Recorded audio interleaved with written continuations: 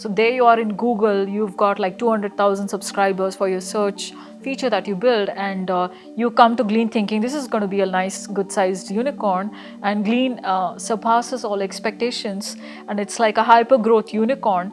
So what was it that you were doing until then that you needed to change to manage the hyper-growth in this scale which Glean hit?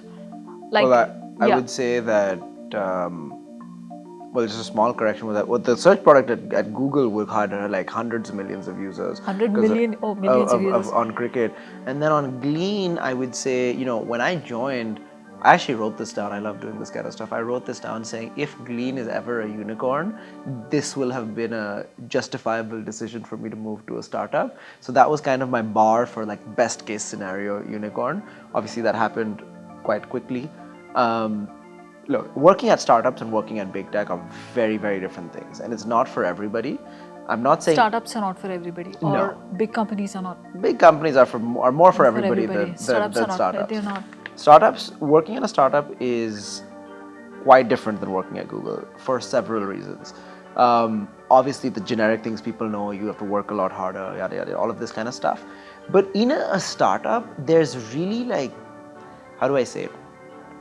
There's a couple of things. One, there's no hiding from non-performance. When you're in a small group of people, 10 people, one of the benefits is you know for a fact everyone cares about the same thing.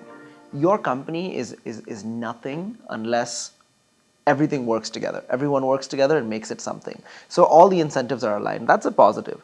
The negative is if you're not good, no one has to do a performance review to know that. We all work together. Everyone immediately knows when you're not good. Yeah. So there's almost this like higher social pressure to perform in addition to the general pressure, but because people know, people can see you.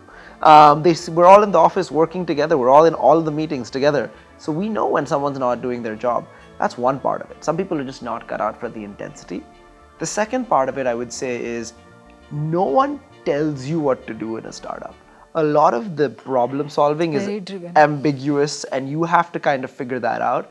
And it took me honestly quite some time to get there. When it came to why do you say that?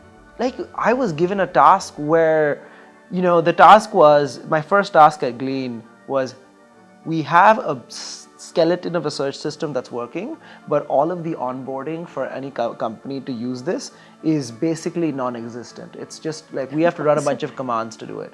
Can you design an onboarding flow?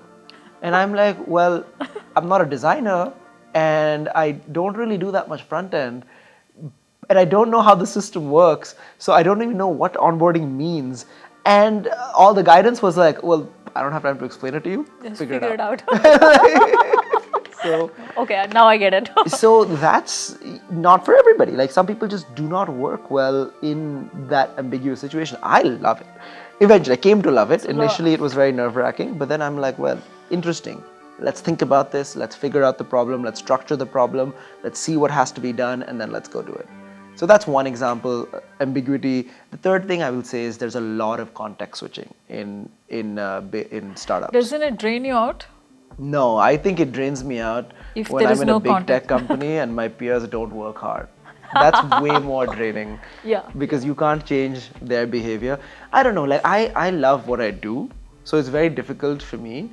And I used to laugh when Arvind told me this. He would tell me this very often earlier on in Glean, where I would ask him, like, Arvind, you're basically a billionaire. You've done Rubrik. You've made all the money you could ever want. Why do you work so hard?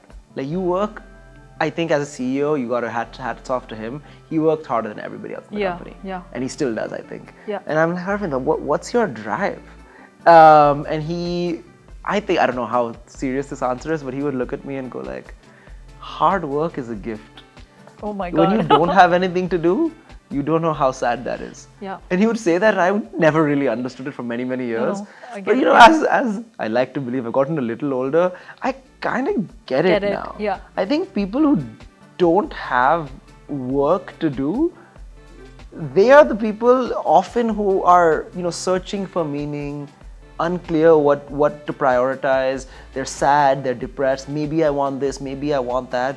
People who are working don't have time to be sad. Yeah. Like, they just have work. Yeah. And so in many ways, I do believe it. Like hard work is a Hard bit of work a is gift. good. 100%. And so Yeah. I love being in that environment where it was interesting. There were novel problems. I was working hard with people who also agreed, who are also aligned with that. It's far more painful to be working hard when other people around you are not aligned with that. That can be very draining.